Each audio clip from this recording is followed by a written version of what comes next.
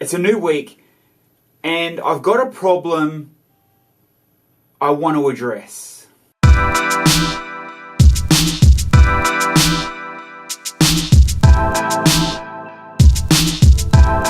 Now, going by the title, you can already kind of get a rough picture of what I'm talking about. And that is malnutrition in food, the way people that have weight loss surgery, the way they think when it comes to proteins, greens, nutrition, and that how wrong a lot of people actually have it. It's a lot harder for people on weight loss surgery to take in the nutrients you need to, I guess, live and be healthy day by day. That's a given. You know, your stomach's down to 20% if you had the sleeve. You totally have bypassed the stomach if you had the bypass. And even if you got the band, you know, it's still a lot less than what a normal person would take in or intake each and every day when it comes to proteins, carbs, fats, etc. Now, one thing that I see on every single forum, on every single Facebook page, and it is very commonly and very often brought up, especially when it comes to women, men aren't excluded, but mainly women, is hair loss. And this is my take on that. So I'm not blind coming in to nutrition. I've done a few courses when it comes to nutrition. I'm a fully qualified personal trainer. I've had diets, ups, downs. My closest friends are full-blown dietitians. And, you know, I know my way around, I guess, a table of nutrition and how your body works.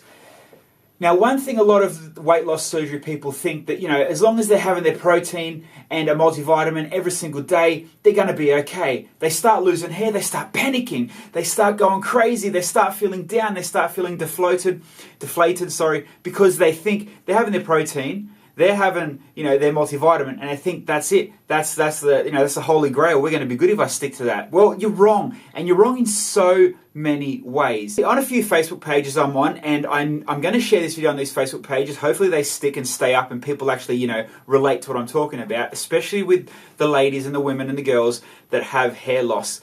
It's not if you have your protein and your multivitamin, your hair's going to stay in.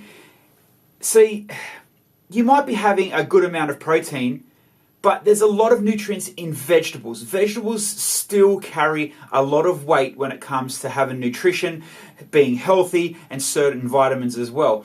We'll talk about multivitamins in a sec too. That's a whole other story, but we'll get that to in a sec. Now, if you class your whole meal as 100% and your vegetables are only 10% of that meal, a tablespoon of vegetables, that is not enough. You think just because you're having enough protein, the vegetables are, you know, that's just kind of like a side fringe, a complement. It's bullshit. It is not enough. Now, you'd be like, oh yeah, but Billsy, I'm having the multivitamin just like the doctor said, just like the surgeon said, just like the agency said.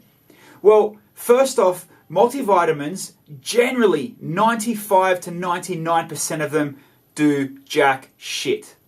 The sooner you realize this, the better. Some will help in certain ways, totally.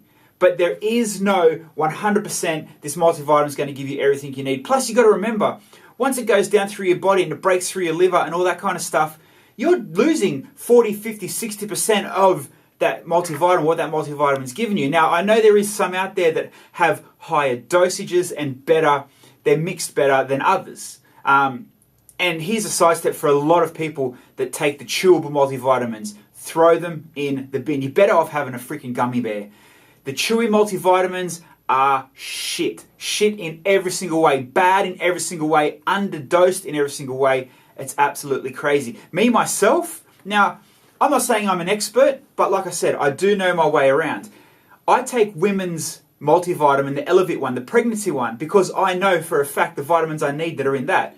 It's a better dosage than a men's multivitamin. So that's just, you know, a psychic there. Now, I'm not giving anyone tips and I'm not telling anyone to go and take them and go and eat this way and do this way. But it just really grinds my gears. It really pisses me off when you see women that are feeling deflated, they're losing their hair, other nutritional deficiencies because, you know, they think they're having a multivitamin and eating their protein, everything's happy days.